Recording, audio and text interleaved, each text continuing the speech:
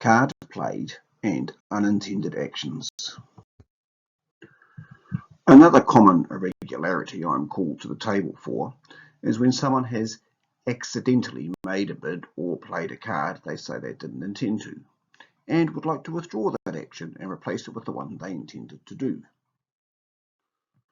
One of the changes made from the 2007 laws and the 2017 law book was the removal of the word inadvertent. Instead, the word unintended is now used and is defined in the law book as involuntary, not under control of the will, not the intention of the player at the moment of his action. The phrase without pause for thought was also removed entirely. There are several laws which explain this further. For players who played prior to 2017, they found that this change, unlike the one to insufficient bids and revokes, was not to their advantage. Even today, there is still confusion and misunderstanding of what these rules are, so I will do my best to try and untangle them for you in this session. Let's start by examining what the law book says about when a card is deemed to have been played. If a declarer calls for a card from dummy, it is deemed to have been played. As covered in the session on dummies' rights and limitations, dummy is now obliged to play this card, even if it is a lead out of turn. It is up to the opposition to take the appropriate action if they wish. But what if a card is only half called for? When calling for a card from dummy, you are required to state the rank and suit, unless your instruction is indisputable. For example, top spade, rough low, or bottom diamond are pretty clear. If there is a singleton heart on the table and you say the heart, that is also good. If you lead a spade from hand and then say top or high, that clearly means the top card in spades. Saying cover or win it means the lowest card possible to follow that instruction. So for example, you lead the 6 of spades, left-hand opponent plays the 9 and you have the queen and 10 in dummy. The 10 is deemed to have been played. Saying low or duck it means play the lowest card in that suit. Remember, dummy must follow suit, so if you lead a suit from your hand and say just the rank of the card of that suit in dummy, then it is played, as no other card can be played. But let's say you won the trick in dummy with the ace of spades, and there is now the queen and the 5 on the table, and you simply say spade. It would mean the 5. If you said the queen, it would mean the queen of spades. Dummy has no business asking which spade or which queen in such instances. It's a slightly different story if you, say, win the trick in dummy with a spade and then call king, and the king of spades is not in dummy. If there is one king, then dummy plays that. If there are 2, dummy must clarify which king you mean, as playing the king they think you mean, or the king they think you should play, is actively participating in play and an infraction. If you won a trick in dummy with the last spade and are now switching to hearts and you simply said heart, then you have played your lowest heart, and again dummy has no right to ask which one. I will put my hand up here and say I am guilty of doing this as dummy, but I'm trying hard to make sure I don't. The situation is not helped when partner points at a card and says heart, and it looks like he is pointing at the top one. However, pointing at a card in dummy does not constitute playing it. A card is played from dummy when it has been named or deliberately touched by the declarer.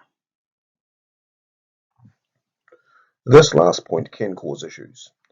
If you are a declarer and your partner is at the table, you should always call for the cards. You may plan to touch or take out the king and have a hand-eye coordination fail. I personally am finding these much more common in my 50s, especially when attempting to field in cricket. Or just make a slip and touch the 7 instead. It will be very hard to make a case that you didn't mean to play the 7. If your partner is a bit untidy and didn't arrange the cards to your satisfaction, you may instruct them to do so or say, I'm straightening or similar, and then do it yourself. In terms of playing a card from your hand, This is often the most contentious, and again there was a tidy up of the law in 2017, and many experienced players 7 years down the track are still playing by the old rules. If you are the defender, it is usually easy to rule on. The law is quite clear. If, as defender, you have placed your card in a position that it was possible for your partner to see its face, then it is deemed to have been played. Most directors, myself included, take the common sense approach to this and say if partner saw it, it is played. If not, it can be withdrawn. Of course, you can't play a card so it could be clearly seen, realise partner is looking elsewhere, and then also suddenly realise there is a better card you can play and withdraw it. It should be pretty obvious to you if someone does this, and it would be considered very unethical, probably cheating, and should attract a hefty penalty. The law for the declarer is poorly worded, so the World Bridge Federation, in their publication Commentary on 2017 Laws, clarified this. Firstly, it doesn't matter who sees the face of the card. If your opposition see a card that you retract, that is authorised information to them, and they can use this to their advantage. Obviously, it doesn't matter if your partner sees it. So basically, if the card is placed on the table in such a way that it is resting, then it is played. Putting it on the table, then quickly taking it back in the same motion is fine. This is somewhat at odds with what it says in the law book, but the commentary supersedes it. Chances are if a director gets it wrong, they are reading the law book to the letter, but aren't aware of the commentary. So now let's look at actions that may or may not be unintended. As a player, you are allowed to change an action, be it a play of a card or a call that is unintended, but you are not allowed to change an action that is a mistake, no matter how quickly you realise it. Going back to what we said at the beginning, the 2017 law book has removed the word inadvertent and changed it to unintended and defined this as involuntary, not under control of the will, not the intention of the player at the moment of his action. The phrase, without pause for thought, was also removed entirely. The logic for doing this, as explained in the commentary document, was to take away any subjectivity and ensure the ruling was consistent for everyone, much like the introduction of the wide lines in limited overs cricket. So in terms of playing a card, basically, if a card in dummy has been named, then it has been played. The commentary says clearly that the only time it can be changed is when declarer must not for even the shortest possible moment have considered playing the card. A loss of concentration, however brief, does not constitute the card being unintended. It is a mistake. The most common example of this is when you might be leading to dummy, planning to finesse, but then you don't need to. However, you have called for the finesse card. For example, during play, dummy has the 9-8 of spades, ace, queen, 5 of hearts, 7 of diamonds, and 5-4 of clubs.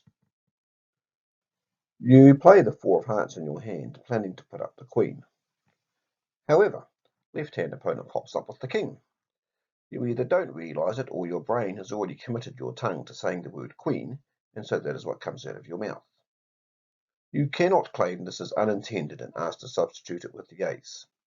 When you planned your play and led the 4, you were intending to play the queen. It was not involuntary. You have named and therefore by definition played the queen, so it can't be involuntary. Ditto if you touch the queen. And just in case you were thinking, but I didn't say the whole card, I only said queen, so I can change it. This potential loophole is caused by the definitions of what constitutes a card played in dummy, which we discussed earlier. Interestingly, the law does allow for you to change the card you called for from dummy if it is a slip of the tongue. I really wish this wasn't in there, as that is what causes the problems.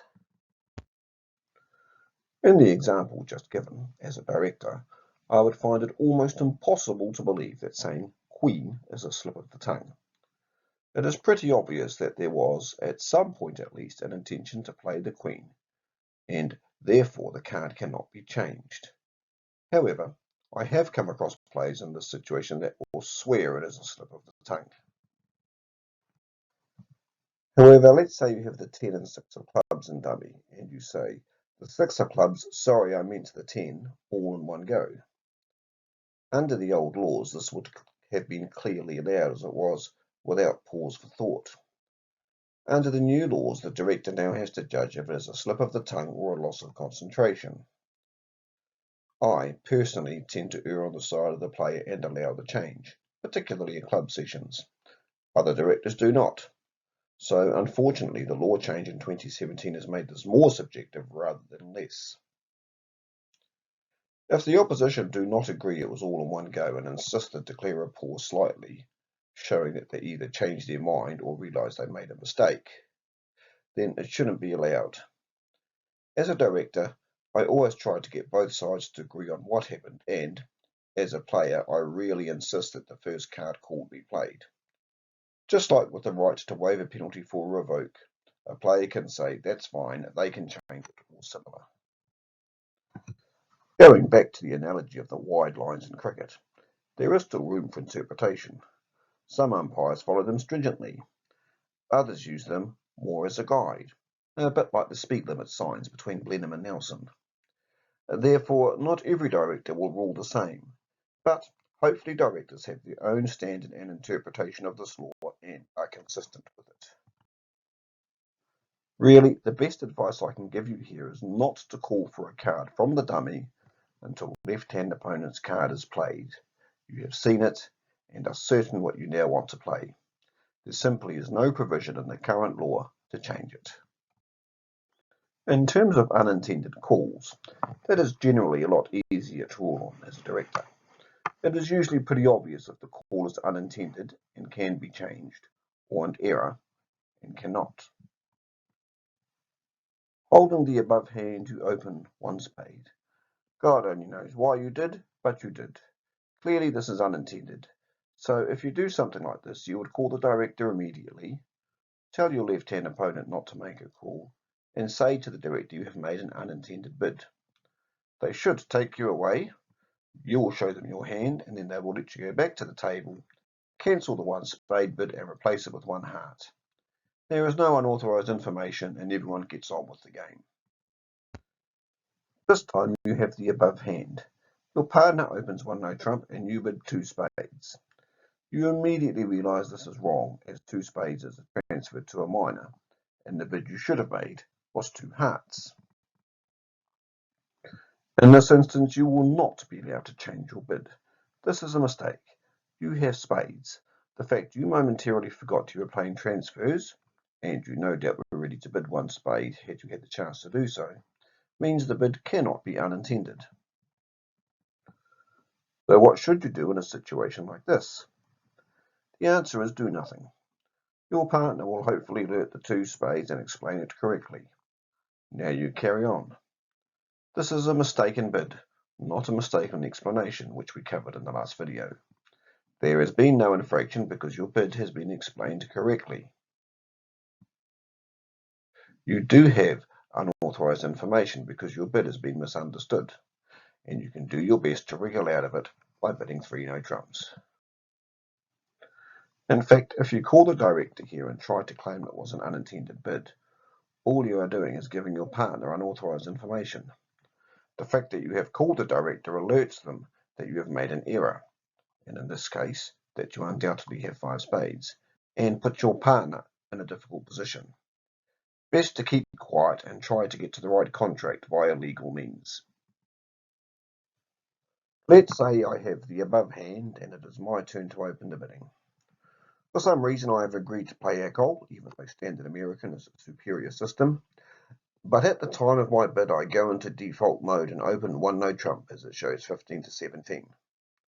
My partner announces it as 12 to 14, which is the correct explanation. Same as last time, I would say nothing and just suck it up if I get a bad result, and apologise to the opposition if, as a consequence of this, I get a good one. In both cases, you do not tell the opposition you have made a mistake. Remember, as long as the actual explanation is correct, say nothing at all. In this case, with the above hand, my partner opens one diamond and I bid one heart. Or I have the opening bid and open one heart. Clearly, this is again a mistake.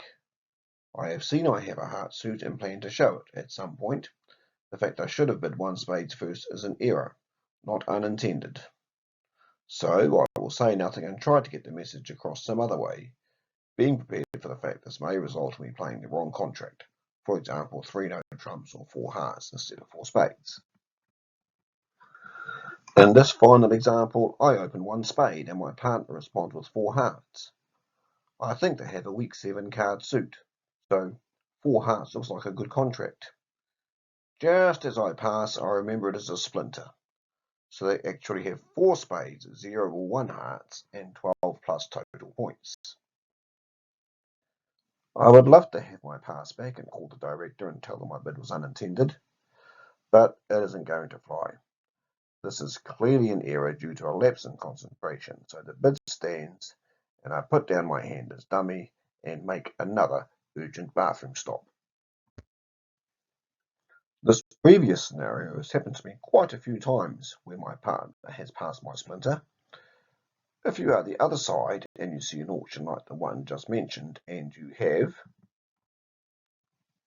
4 in spades, 6 hearts, ace, 10, 9, 8, 5, got the queen, jack, 5, 3 of diamonds and the 10, 8, 2 of clubs, you will no doubt realise that something has gone wrong and you will be sorely tempted to double as you are sure 4 hearts is going to go a few away. Do not double. All you are doing is letting the person who made the 4 heart splinter back into the auction to bid 4 spades or more. If you pass, they will be stuck playing it in 4 hearts. It is quite fun to watch the opposition play in a 2-0 or 2-1 fit, and even more so when you have lots of that suit. Any plus score you record is going to be a good result for you. Even if by some chance they make the contract, then they have missed a much better one, so will still get a good result. I made 4 hearts earlier this year with a 2-1 fit after partner passed my 4 heart splinter over 1 spade. It was a shame we had a 5-5 fit in spades with 35 points between us. So remember the rules about what constitutes a card being played. Be precise and careful when calling for a card from dummy. And if you make a mistake when you bid, you have no redress, so don't call the director, as all you are going to do is give unauthorized information to your partner. However, if it is genuinely unintended, you should call the director, but they may have a different definition or threshold of what meets the criteria of unintended. If that's the case, get on with the game and have a friendly chat with them after.